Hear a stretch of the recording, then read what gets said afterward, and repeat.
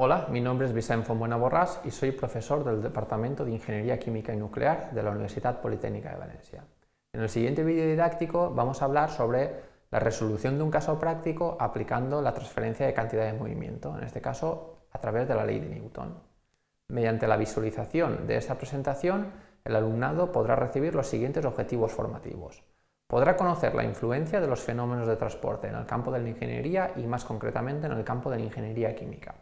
Podrá aplicar la ley de Newton, relacionando esta con el transporte de la cantidad de movimiento, aplicado siempre a un caso práctico. Y por último, podrá calcular la viscosidad de un fluido que circula impulsado a través de una conducción, en este caso una tubería de largas dimensiones.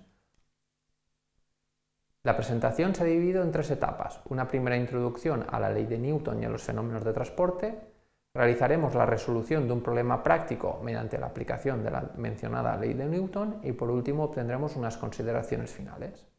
Entrando ya en la introducción, la ley de Newton, comentar que es uno de los fenómenos de transporte que presenta analogía con la ley de Fick y la ley de Fourier.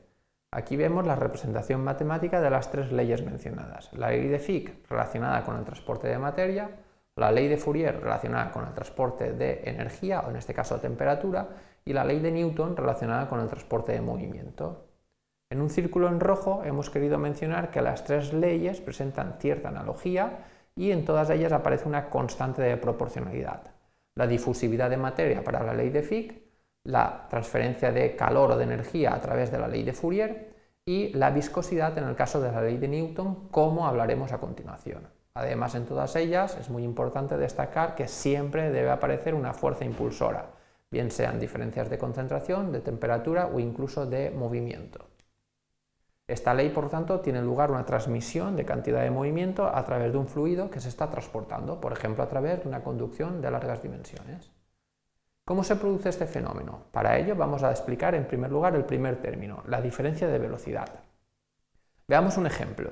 Imaginemos un fluido que se transporta a baja velocidad, y digo a baja velocidad para que se cumpla el régimen laminar, en el interior de una tubería de largas dimensiones, por ejemplo, un oleoducto como vemos en la imagen. Lo que ocurre es que siempre y cuando el flujo sea laminar a bajas velocidades, puede aparecer un gradiente de velocidades. Y esto ocurre porque, imaginemos el petróleo que se transporta a través de las tuberías, aquel petróleo que está en contacto con las paredes de las tuberías sufre un efecto de rozamiento y como consecuencia la velocidad se reduce. Esto da lugar a un perfil parabólico de velocidades en función de la cota z, en este caso la dimensión o el diámetro de la tubería. Por tanto, ya podemos tener explicado el primer término, el por qué aparece un diferencial de velocidades en función de la cota, en este caso representado con la letra z. A continuación vamos a explicar el segundo de los términos que aparece en la fórmula de la ley de Newton, la viscosidad. La viscosidad es una propiedad que se caracteriza por ser la resistencia de un fluido, en este caso a moverse, a fluir. La viscosidad es un término negativo que se va a representar mediante las unidades de Newton por segundo partido metro cuadrado.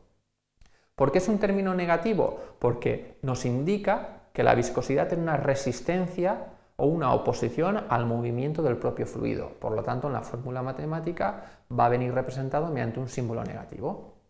Una vez explicados los dos primeros términos, vamos a hablar ya sobre la ecuación general.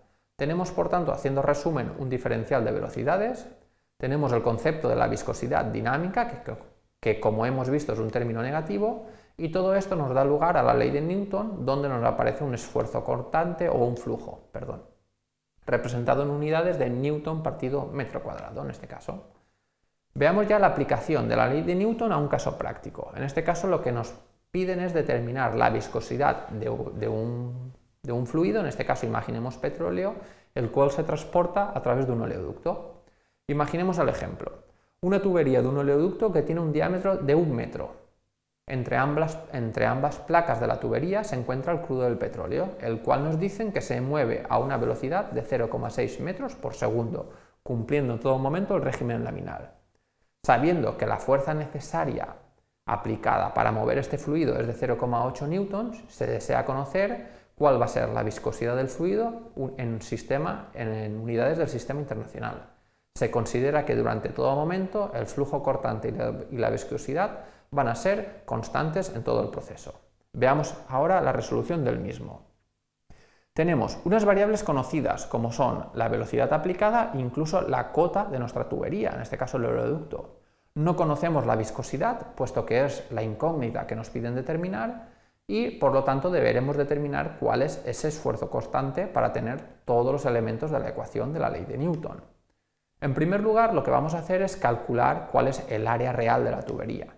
Puesto que nos han dicho que la cota, o en este caso el diámetro, es de 1 metro, aplicamos la superficie, en este caso de una circunferencia, pi por r cuadrado, y tenemos que tiene un área de 0,78 metro cuadrado.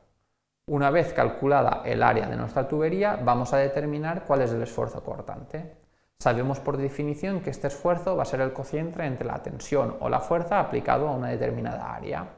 Como conocemos que la fuerza aplicada, puesto que nos lo dice el enunciado, es de 0,8 newtons, y el área la acabamos de determinar en 0,78 metros cuadrados, tenemos un esfuerzo cortante dentro de nuestra tubería de 1,02 newtons por metro cuadrado.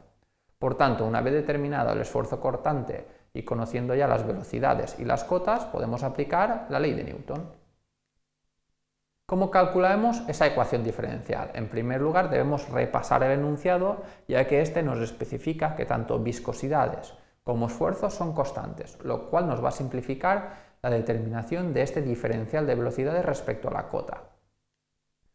Aplicando las diferentes variables que tenemos a la ley de Newton, tenemos que si despejamos la viscosidad, tenemos la cota de 1 metro partido la velocidad a la cual se mueve el fluido, en este caso nuestro crudo, a 0,6 metros por segundo, el cual se multiplica por el esfuerzo cortante que hemos determinado con anterioridad, de 1,02 newton por metro cuadrado. Con todo esto obtenemos una viscosidad de 1,7 newtons por segundo metro cuadrado.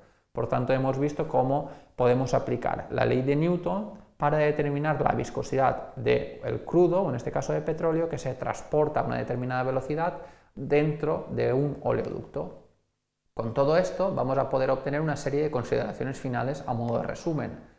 La ley de Newton hemos visto que establece que la fuerza por unidad de área es proporcional al gradiente negativo de la velocidad y la viscosidad dinámica, tal y como vemos representado en la ecuación matemática. Esta ley solo es aplicable a fluidos newtonianos y en régimen laminar, y mediante el empleo de un caso práctico hemos podido conocer cuál es la relación entre el esfuerzo cortante y la fuerza aplicada. Incluso hemos podido determinar una variable tan importante como puede ser la viscosidad de un fluido. Esto es todo. Muchas gracias por su atención.